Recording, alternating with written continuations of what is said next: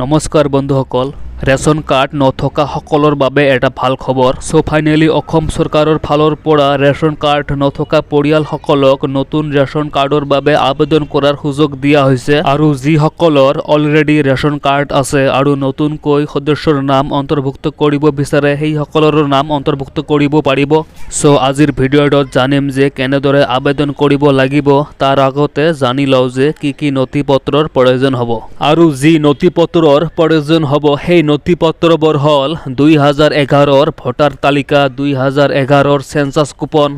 লগতে bank passbook আৰু পৰিয়ালৰ সকলো সদস্যৰ আধাৰ কাৰ্ড আৰু 18 বছৰৰ তলত থকা সদস্যসকলৰ জন্মৰ প্ৰমাণপত্ৰ এই পাঁচটা ডকুমেন্টস লাগিব আৰু লগতে এখন প্ৰপত্ৰ ফিলআপ কৰিব লাগিব আৰু এই ফৰ্মখন ক'ত পাব এই ফৰ্মখনৰ বাবে চিন্তা কৰিব নালাগে ভিডিঅ'ৰ ডেসক্ৰিপচনত লিংক আছে এই লিংকটোত ক্লিক কৰি ফৰ্মখন ডাউনলোড কৰি ল'ব পাৰিব